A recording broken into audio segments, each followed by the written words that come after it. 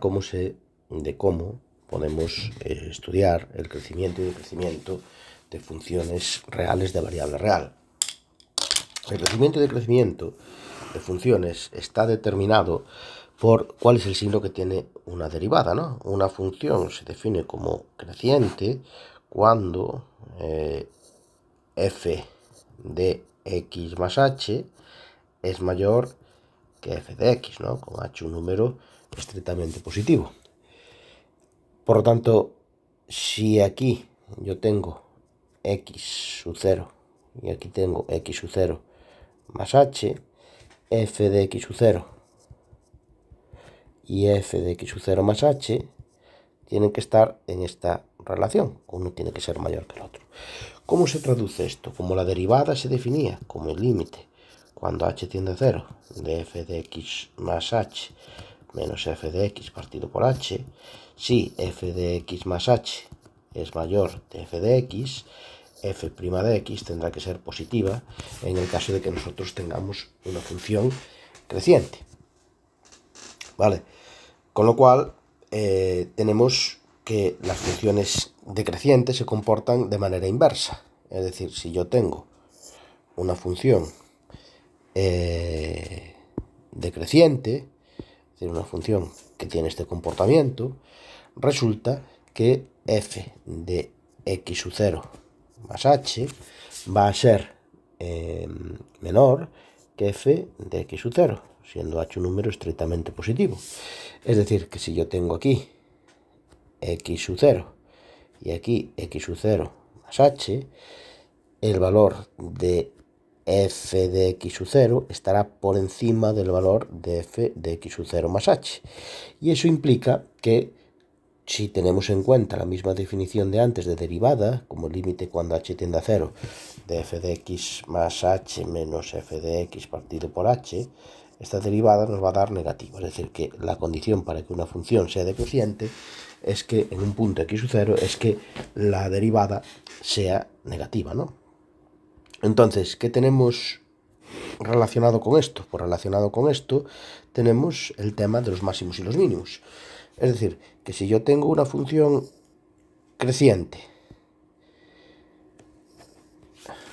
y resulta que yo tengo una función, un intervalo en el que la función es creciente y un intervalo en el que la función es decreciente, ¿qué tenemos? Que en el tramo en el que la función es creciente,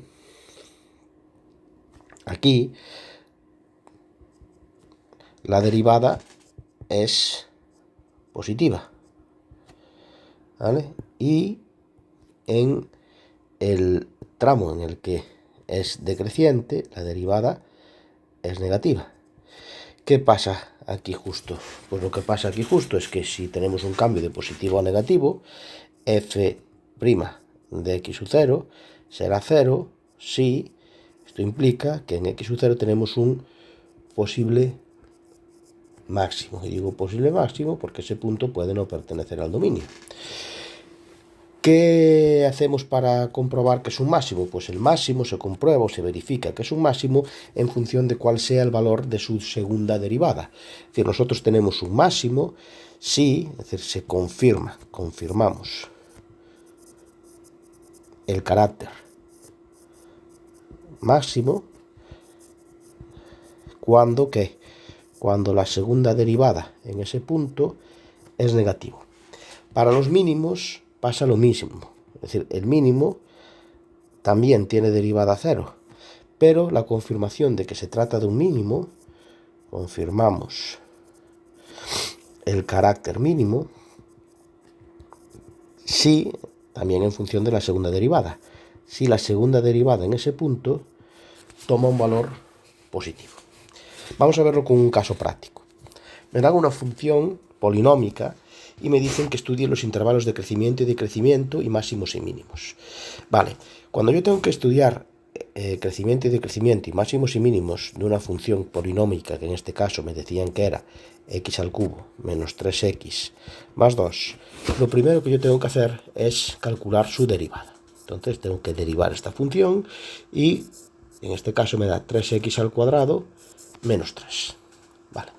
Una vez que yo tengo calculada la derivada, lo que tengo que hacer es igualarla a 0, para saber cuáles son los puntos candidatos a ser máximos y mínimos. Es decir, 3x al cuadrado menos 3 igual a 0. Y resolver esta ecuación. Esta ecuación tiene como soluciones más y menos 1. Una vez que yo tengo hecho eso, lo que tengo que hacer es estudiar el comportamiento de la derivada en la recta real. Es decir, colocar en una recta de números reales los puntos en donde se anula la derivada junto a los puntos que quitamos del dominio. Esta función, por ser polinómica, tiene dominio todo R, entonces no eliminamos ningún punto del dominio. ¿Qué hay que hacer a continuación? Pues lo que hay que hacer a continuación es tomar un punto en cada uno de estos intervalos y ver qué signo toma la derivada. Vamos a, por ejemplo, tomar el menos 2 y vamos a calcular la derivada en menos 2. La derivada en menos 2 es 3 por menos 2 al cuadrado menos 3, que son 9. Es un número positivo. Por lo tanto, por ser un número positivo, en este intervalo vamos a considerar que esta función es creciente. Vamos al siguiente intervalo y tomamos un punto aquí, el 0. Calculamos cuánto vale la derivada en el 0. La derivada en el 0 es 3 por 0 al cuadrado menos 3. La derivada en 0 vale menos 3, que es menor que 0. Por lo tanto, aquí la función será decreciente. Y en el último intervalo, tomando 2 por ejemplo y calculando la derivada en 2, que sería 3 por 2 al cuadrado menos 3, que son 9 también positivo, me da que esta función tiene un comportamiento creciente en este último intervalo. Vale, ¿qué tenemos entonces? Pues tenemos que crece, decrece, por lo tanto ya hay un par de puntos, que son estos, que son candidatos a ser máximos o mínimos. ¿Qué necesito para verificar eso, para confirmarlo? Necesito tener la segunda derivada. La segunda derivada es 6x. Y comprobar qué valor toma la segunda derivada en esos valores de x, en los puntos con esa abscisa. Entonces, f segunda en menos 1 es 6 por menos 1, es decir, es menos 6, menor que 0. Por lo tanto, se confirma que esto es un máximo, lo cual es obvio, porque si esta función es creciente hasta aquí y aquí decrece, en este punto debería confirmarse que es un máximo. Y el otro punto que es candidato a ser un extremo de la función es el 1, la segunda derivada. En 1 es 6 por 1, que es 6, un número positivo. Se confirma, por lo tanto, que esto es un mínimo, es decir, que aquí decrece, llega al punto mínimo y a partir de ahí empieza a crecer. ¿Cuáles son las coordenadas entonces del máximo y del mínimo? El máximo de esta función tiene de coordenadas menos 1, f de menos 1. Recordad que los máximos y los mínimos son puntos del plano. Y el mínimo tiene de coordenadas 1, f de 1. ¿Cómo calculamos f de menos 1 y f de 1? Sustituyendo 1 aquí. Entonces, ¿cuáles serían las coordenadas del máximo? Pues el máximo sería menos 1, y si yo llevo menos 1 a la función me queda menos 1 más 3, que son 2 más 2, 4. Y el mínimo, pues exactamente igual, el mínimo sería 1, f de 1. Si yo llevo 1 aquí, me queda 1 menos 3, que son menos 2 más 2, 0. Pues entonces los máximos y mínimos de esta función están determinados por esos dos puntos. Vamos ahora con una función racional. La función racional pues tiene un poco más de complicación en el sentido de que yo voy a necesitar derivar una función racional. Entonces, primero voy a calcular la derivada, ¿no? La derivada de esta función, pues las funciones racionales se derivan ¿cómo? Pues el denominador se eleva al cuadrado y ahora pongo derivada del numerador 2x menos 1 por el denominador sin derivar menos el numerador sin derivar por la derivada del denominador 2x menos 6. Vamos a hacer el desarrollo de este numerador de aquí. Me quedaría 2x al cubo menos 12x al cuadrado más 18x menos x al cuadrado más 6x menos 9 de desarrollar este primer producto, menos, y voy a ponerlo aquí abajo, aunque no es el denominador, es el desarrollo del segundo paréntesis, sería 2x al cubo menos 6x al cuadrado menos 2x al cuadrado más 6x menos 4x más 12. Y ahora pues vamos a simplificar lo que se pueda. Los términos cúbicos se me van, y entonces la derivada, que la voy a ir poniendo aquí, con términos ya agrupados, sería menos 12x cuadrado menos x cuadrado, que me quedan menos 12 menos 1 menos 13x cuadrado. Y ahora aquí, el agrupar los términos cuadráticos da menos 8. Entonces me queda menos 13 menos menos 8, que son menos 5x al cuadrado. Vale, ahora vamos con los términos lineales. 18x más 6x, que son 24x. Y eso tengo que restarlo con 6x menos 4x, que son 2. Entonces 24 menos 2, que son 22. 22x. Y ahora el número, término independiente, que son menos 9 menos 12, que son menos 21. Partido por el denominador al cuadrado. X al cuadrado menos 6x más 9 elevado al cuadrado. Lo siguiente que tengo que hacer entonces es igualar la derivada a cero. Y aquí tengo que recordar una cosa, y es que igualar a cero una función racional es lo mismo que igualar a cero solamente el numerador, ¿vale? Entonces me queda esto así.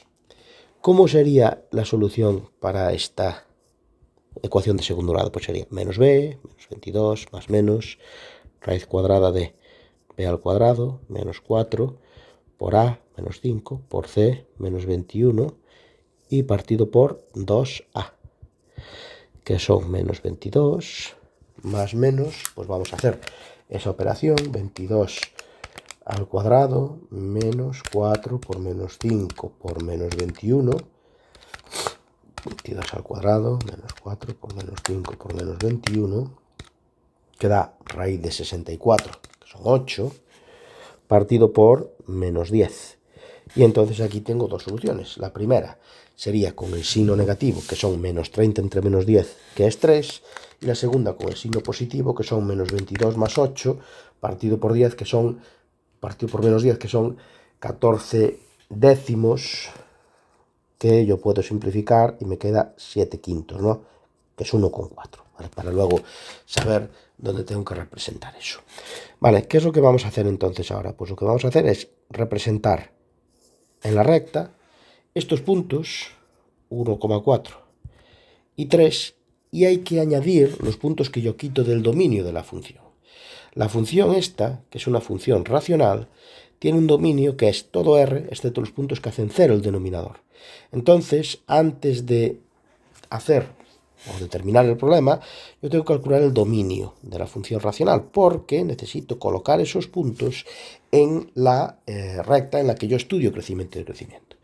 Como el denominador de la función era este, y yo para calcular el dominio de una función racional necesito igualar el denominador a 0, pues tendría que hacer la resolución de esta ecuación de segundo grado, que igual que antes me quedaría pues de esta manera, 9 partido por 2, y que tiene una raíz doble, que es 3. En este caso ya coincide con ese 3 de ahí, pero podría no coincidir.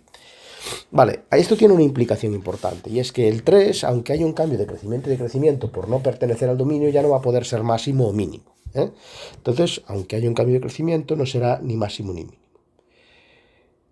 ¿Qué punto podemos tomar aquí? Pues podemos tomar el 0 y estudiar el comportamiento de la derivada en 0. Estudiar el comportamiento de la derivada en 0, como abajo ya hay un número positivo, al estar elevado al cuadrado, implica única y exclusivamente estudiar el signo que tiene el numerador. Es decir, sustituir 0 por x solamente en el denominador, porque abajo va a ser un número positivo sí o sí. Menos 21. Esto da menos 21, que es negativo. Por lo tanto, la función aquí es decreciente. Un punto que esté entre el 1,4 y el 3 podemos considerar el 2 y mirar qué comportamiento tiene el numerador de la derivada, que con eso sería suficiente. Entonces sería poner donde pone x, poner 2. Y eso pues da un valor que son menos 5 por 2 al cuadrado más 22 por 2 menos 21, que son 3. Positivo. La función aquí es creciente. Y por último, el intervalo que está a la derecha del 3, en donde podemos tomar el punto 4 y estudiar cuál es el valor del signo del numerador de la derivada, que es lo único que me va a determinar el carácter creciente o decreciente de la función. Menos 5 por 4 al cuadrado, más 22 por 4, menos 21, que son menos 13. Negativo. Por lo tanto, aquí esto es decreciente. Y aquí viene una posible confusión, que es este punto de aquí no pertenece al dominio de la función. Por lo tanto, no es un extremo, no es un máximo ni un mínimo. El otro sí, ¿vale?